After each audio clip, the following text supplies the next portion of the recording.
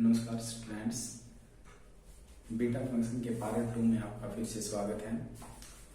कल हमने beta function की डेफिनेशन और उसके बेसिक्स को पढ़ा था। गामा फंक्शन जैसे कि गामा एन को हमने किस तरह से खोलना है, वही नेचुरल नंबर हो और सभी वैल्यूज के लिए किस तरह से ओपन करना है। इसी तरह से बीटा 7, 11, तो अगर इसके बीटा के अंदर दोनों नेचुरल है तो उसको किस तरह से ओपन करना है, और दोनों ही फ्रैक्शनल है तो किस तरह से, सभी के लिए किस तरह से। तो पिछले लेक्चर को आप देखने के बाद इसको देखें, आपको अच्छा समझ में आएगा। अब हम आगे देखिए क्या करते हैं, कुछ न्यूमेरिकल इसका सॉल्व करके देखते हैं। 0 से 1 इंटीग्रेशन x की क्यूब और वही √1 - x dx। इस क्वेश्चन को सोल्व करते हैं। बीटा फंक्शन पर ही है ये, उसके अनुसार ही आपने सोल्व करना है। तो देखिए, तो इसको मैं आगे सोल्व करूंगा तो 0 से 1 x क्यूब, इसको मैं क्या लिख सकता हूँ 1 - x, ये ऊपर जाकर भाई माइनस का हाफ लिख सकते हैं क्योंकि ऊपर जाकर नेगेटिव हो जाएगा। और क्योंकि हमने क्या पढ़ा था, बीटा फंक्शन क्या होता है, बीटा एम 0 से 1 इंटीग्रेशन x और वही 1 - x। यहाँ पर जो भी m है उसमें से भी एक कम करना है, जो भी n है उसमें से भी एक कम करना है, और इंटीग्रेशन 0 से 1 है और x 1 - x ये से, ठीक है ना। तो इसके अकॉर्डिंग ही हमने लिख लिया ये। तो अब आप देख रहे हैं कि इस तरफ से इस तरफ जा रहे हैं तो हमारी पावर क्या हो रही है भाई, m और n में से एक एक डिक्रीज हो रहा है। तो उसी के अनुसार इसको क्या लिख सकते हैं, बीटा एक सब्ट्रैक्ट करके 2 और इसको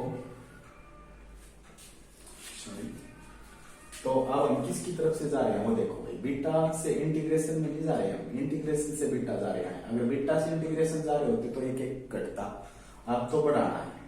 तो कितना होगा बीटा, वहां पर 4 होगा और यहाँ पर कितना हो जाएगा भाई, +1 करेंगे तो प्लस का हाफ, ठीक है। अब इसको सोल्व करना है, तो इसको सोल्व करेंगे तो हम कैसे सोल्व करेंगे, दोनों नेचुरल नहीं है तो हम सभी वैल्यू वाला लगाएंगे। दोनों नेचुरल होते तो नेचुरल वाला लगा देते भाई, एक m में से कम, इसका एक कम करके फैक्टोरियल, इसका एक कम करके फैक्टोरियल, दोनों बैठ करके एक फैक्टोरियल। लेकिन दोनों नेचुरल होते तब आप क्या करेंगे, पहले का गामा दूसरे का गामा, दोनों का जोड़कर गामा, दोनों का जोड़कर गामा कितना होगा 8 और 9/2, ठीक है ना भाई।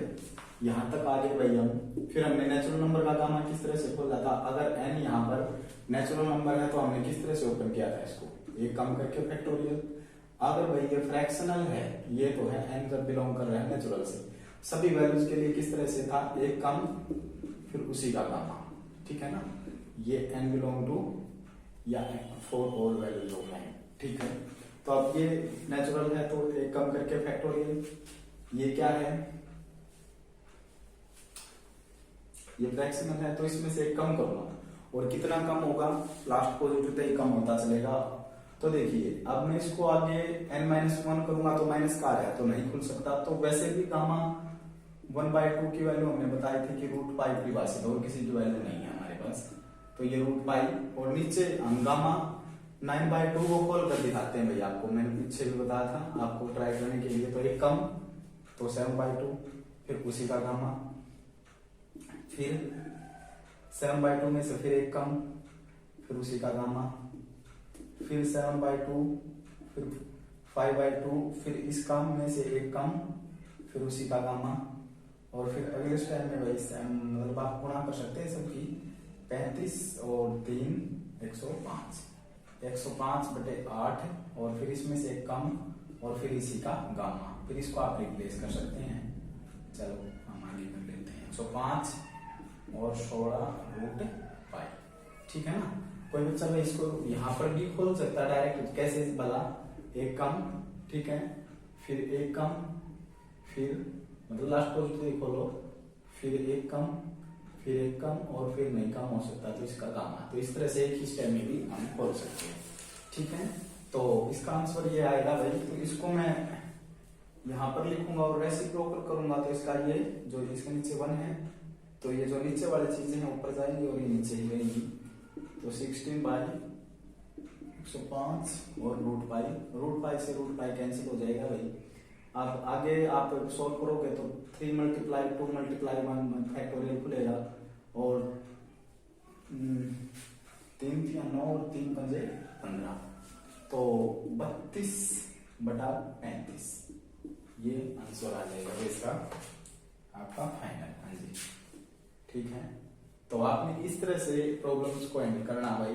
तो हमने क्या किया था, पहली बात हमने x³ और ये था तो हमने ये बीटा फंक्शन की तरह लिखा, और लिखने के बाद फिर हमने पता था कि हम इंटीग्रेशन से बीटा की तरफ जा रहे, तो एक एक ऐड होना है mn में, जो भी m है और n है। तो फिर हमने ये दोनों नेचुरल नहीं थे तो उसके अकॉर्डिंग ये गामा n, पहले गामा दूसरे का गामा, फिर दोनों का जोड़कर गामा, और फिर ये हमने बताया कि किस तरह से ओपन करना है। तो ठीक है ना। तो आई मतलब आप इस तरह के क्वेश्चन को कर सकते हैं भाई, कोई भी दिक्कत आपको नहीं आने वाली है, ठीक है ना। तो अब इस तरह के और भी प्रश्न आप बहुत सारे, जैसे x की 6 1 - √x dx, हम थोड़ा लेवल बढ़ाएंगे यहाँ पे, कुछ और भी करेंगे तो फिर देखना। तो इस प्रश्न को भी आप कर सकते हो, ठीक है ना। तो करके देखने हैं भाई आपने, और कोई दिक्कत आए तो मेरे को बताना है। अब आगे देखिए और क्वेश्चन देखते हैं हम। सेकंड क्वेश्चन देखते हैं हम, इंटीग्रेशन 0 से 1 x अपॉन √1 - x³ dx। तो हमने इसको सोल्व करना है। तो इसको सोल्व करने के लिए पहली बात हम इसको, क्योंकि हम जानते हैं कि by beta function, definition of beta function 0 से 1 इंटीग्रेशन x 1 - x, तो इसमें से भी कम करेंगे, इंटीग्रेशन की फॉर्म में आ रही है, यहाँ भी कम करेंगे, और ये है भाई, है ना। तो उसके अकॉर्डिंग हम लिखेंगे, तो 0 से 1 x एच है, और ये 1 - x⁵। अब देखो हम इसमें डायरेक्ट हम इनमें एक एक ऐड नहीं कर सकते अब बीटा में जाकर, क्योंकि पिछले में क्या था, x ही होना चाहिए, यहाँ पर बेस x और 1 - x ही होना चाहिए। ये हो सकता है भाई t 1 - t z 1 - z, फिर वो dz उसी के अनुसार, तो वेरिएबल से कोई दिक्कत नहीं, लेकिन यहाँ पर x⁵ है। तो ऐसा हो तो हमने किस तरह से सोल्व करना है वो देखिए। तो हम मतलब हम डायरेक्ट नहीं सोल्व कर सकते, तो हम सब्स्टिट्यूशन करेंगे। x⁵ को हम पुट कर देंगे भाई, y मान लेंगे या t मान लो, कुछ भी मान लो भैया। तो हमने y मान लिया, तो अब हम दोनों तरफ क्या कर देंगे, 5 को काटना है, तो 1/5 पावर को अप्लाई कर देंगे।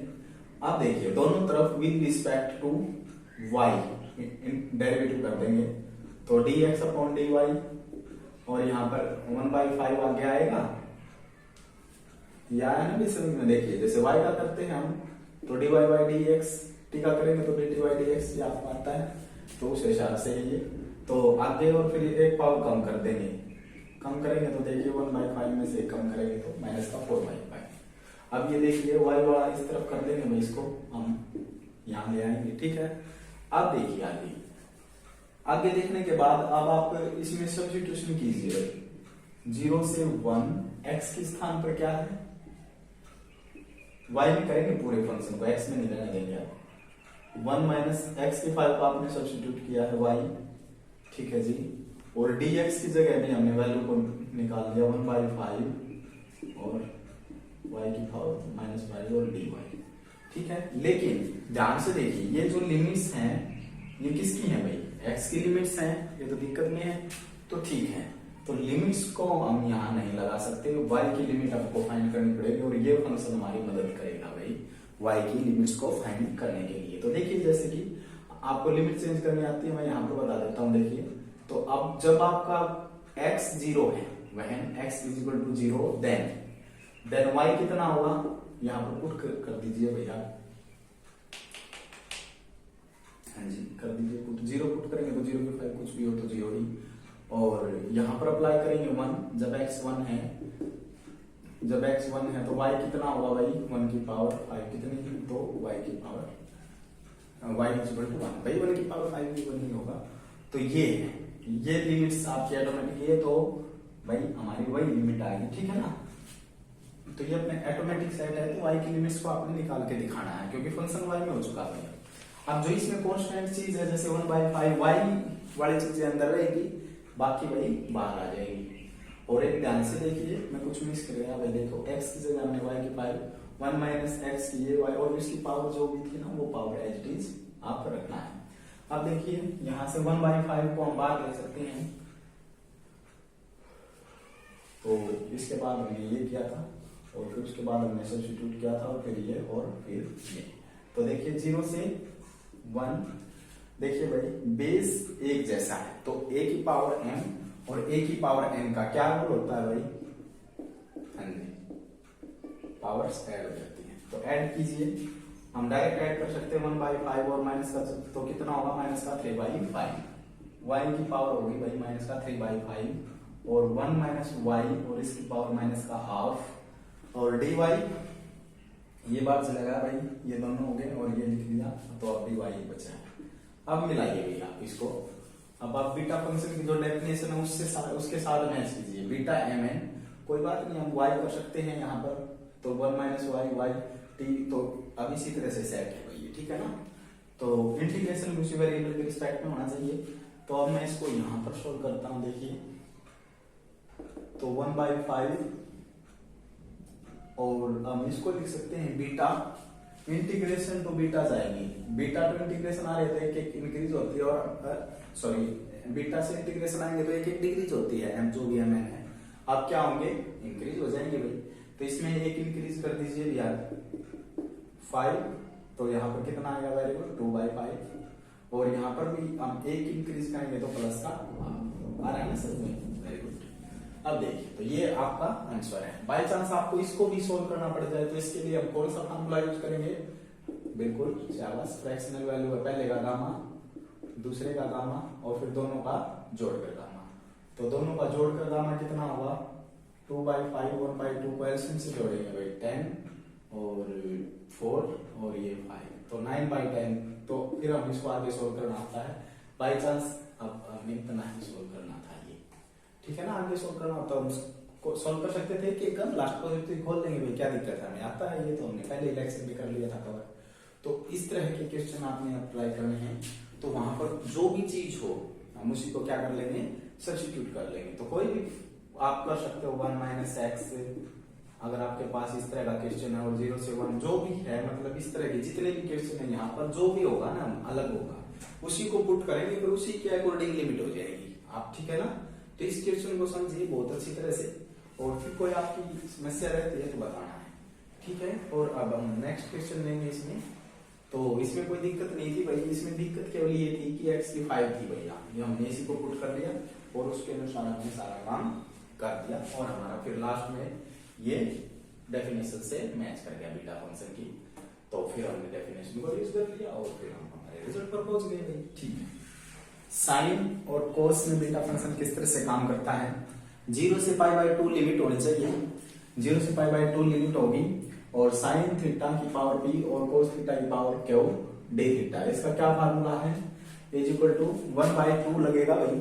बीटा वहां पर हम क्या कर रहे थे mn में एक एक ऐड कर रहे थे, यहाँ भी ऐड तो करना ही है, बटे में दो यहाँ पर भी दो, तो याद कर सकते हो आप क्या है 0 से π/2 साइन थीटा की पावर p कोस थीटा की पावर q d थीटा के रिस्पेक्ट में इंटीग्रेशन है, लिमिट 0 से π/2 है।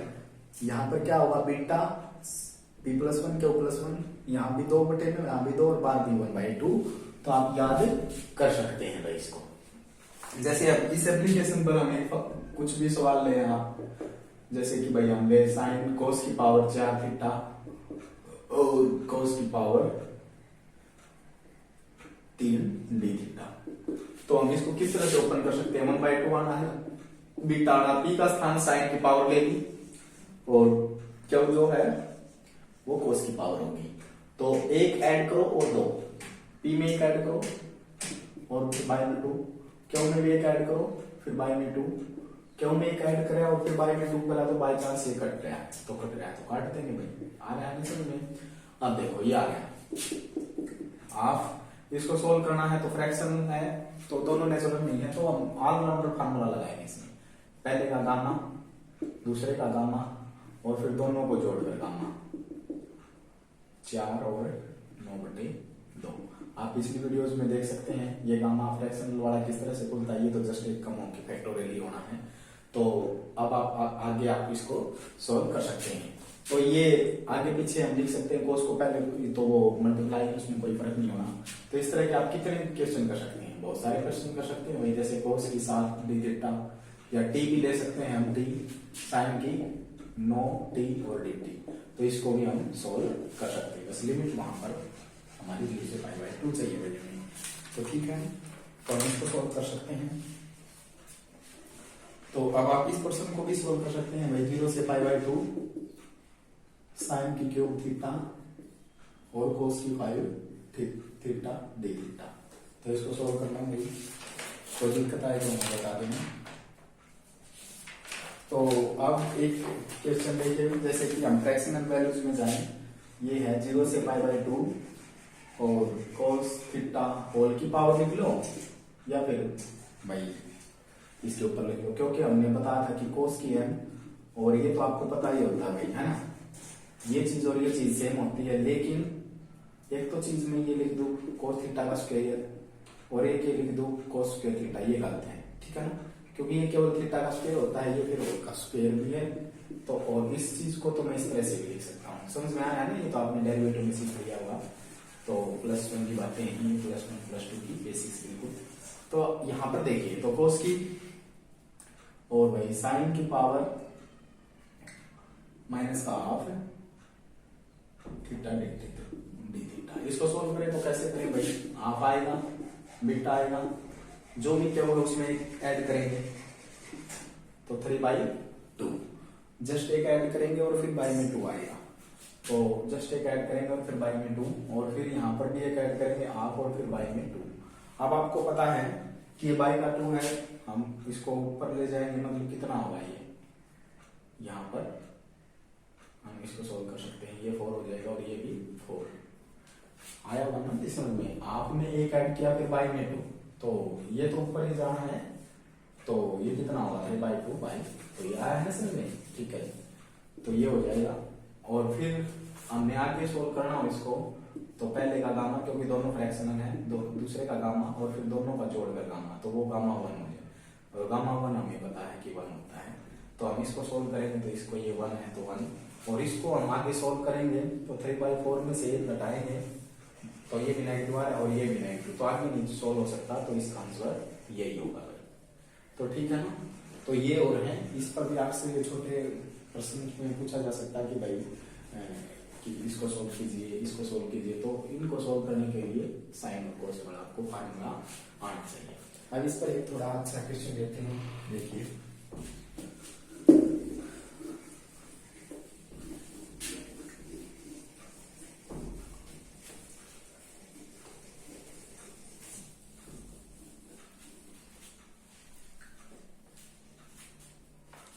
देखिए एक क्वेश्चन देते हैं इस पर,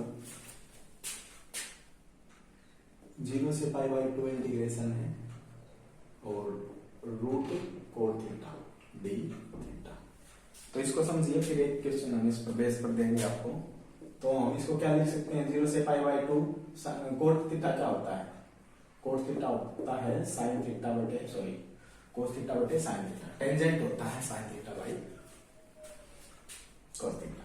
तो इसको सोल्व करेंगे तो क्या करेंगे भाई हम, तो इसकी पूरे की पावर हाफ लिख सकता हूँ क्योंकि रूट में है, तो इसकी हाफ अलग लिख दी और इसकी हाफ अलग लिख दी d थीटा। तो आगे फिर इसको ये फिर यहाँ 0 से π/2 इंटीग्रेशन है, तो 0 से π/2, तो cos की हाफ और sin की माइनस हाफ।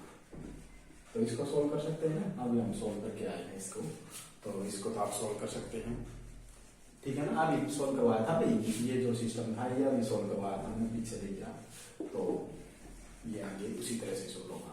अगर जी मैं यहाँ पर ये कह देता कि root tangent theta d theta, तो इसको क्या लिखते थे साइन थीटा बटे cos थीटा, वो थोड़ा जस्ट यहाँ पर साइन की प्लस हाफ हो जाएगी और cos की माइनस हाफ, तो फिर हम उसको भी सोल्व कर देंगे, कोई दिक्कत नहीं है। तो ठीक है, तो हम इसको भी सोल्व कर सकते हैं, कोई भी दिक्कत नहीं होगी। और इसमें एक हमने ये बताया था कि बीटा mn और बीटा nm, हम इसको सोल्व भी करेंगे, प्रॉपर्टी होती है बीटा की, तो इसका भी प्रश्न का उत्तर वही आना है जो पहले आएगा। तो वो हमने बताया था कि गामा पहले का गामा दूसरे का गामा फिर बटे दोनों का जोड़ कर गामा, तो वही उत्तर आना है इनका, कोई भी फर्क नहीं होना है, ठीक है ना। लेकिन प्रोसीजर आप सॉल्व करके देखना, कोई भी दिक्कत नहीं होगी इसमें। तो इसमें हमने यही बताया है आपको कि जी अगर 0 से π/2 हो और cos की पावर क्या हो p और साइन की p और cos की p के कुछ भी पावर लो आप, मतलब उससे कोई फर्क नहीं पड़ता है, तो यहाँ आप आएगा और बीटा इसमें एक ऐड करेंगे जी /2, क्यों में एक ऐड करेंगे /2, बस ये है फर्क। क्या है, वहां पर डायरेक्ट हम ऐड कर रहे थे, ना ये आ रहा था ना ये आ रहे थे, तो यहाँ पर ये 2 2 2 2 आ जाएगा, सब आ रहा है ना समझ में। तो ये बीटा फंक्शन, तो इसको हम सोल्व किया।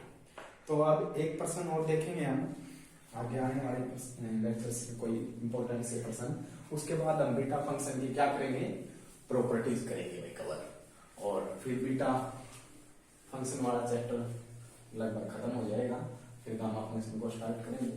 फिलहाल आप इनको कीजिए, इस चैप्टर को कंप्लीट कीजिए मैथ से। आप कोई दिक्कत आए तो फिर हमें बता देना।